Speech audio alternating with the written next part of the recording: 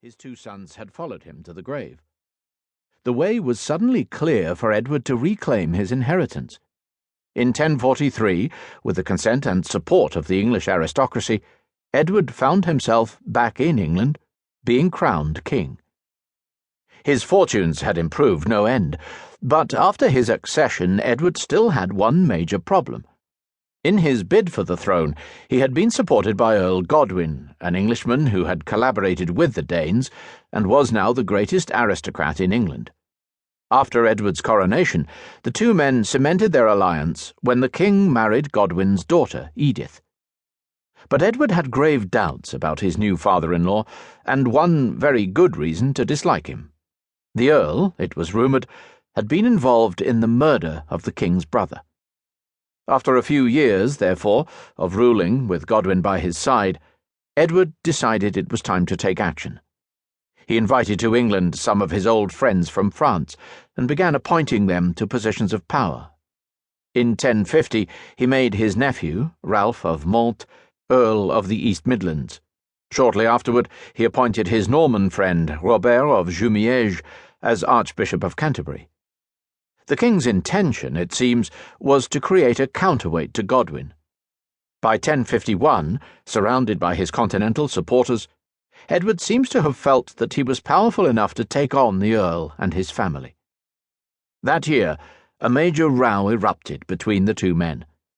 The official cause of the dispute was petty, some local trouble in Godwin's town of Dover. The more likely cause for disagreement, however, was the question of the succession. Despite 7 years of marriage, Edward and Edith had produced no children.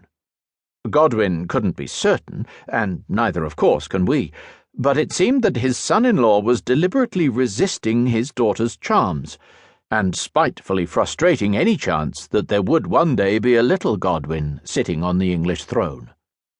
In 1051, Godwin's worst suspicions were confirmed.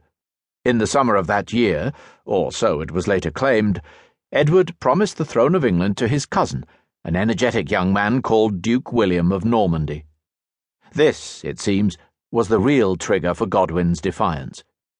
It was now absolutely clear to the Earl that he and his family were being cheated of their inheritance. In September, the row boiled over and threatened to come to blows. Robert of Jumièges, the Archbishop, accused Godwin of plotting Edward's death. The king's other French friends started building their castle at Uas Harold in anticipation of the coming storm. Both sides were squaring up ready for a fight, amassing hundreds of troops in their own territories. It looked, to everyone's despair, as though England was about to be plunged into a civil war. But then, at the last minute, Godwin and his sons sensed it was a struggle that they could not win, and fled the country. Edward, finally, was free, master in his own kingdom after years of ruling in the Earl's shadow. He set the seal on his victory by confiscating the lands of the Godwin family and giving them to his French allies.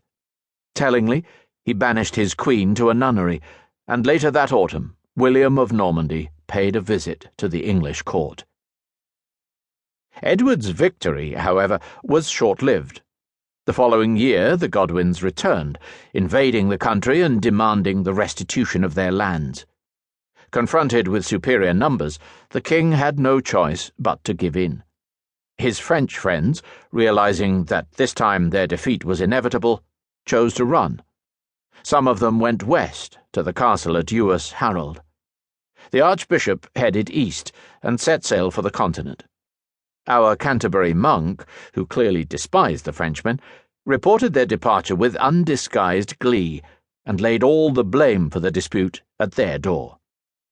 Archbishop Robert was declared an outlaw unconditionally, together with all Frenchmen, he wrote, for they had been mainly responsible for the discord which had arisen between Earl Godwin and the king. So, by 1052, everything was back to normal. The Godwins had been restored to power. Edward had taken back his queen. No one, if they were wise, was saying anything more about Duke William of Normandy. It was as if the events of 1051 had never happened. There were no more arguments, no more Frenchmen, and no more of their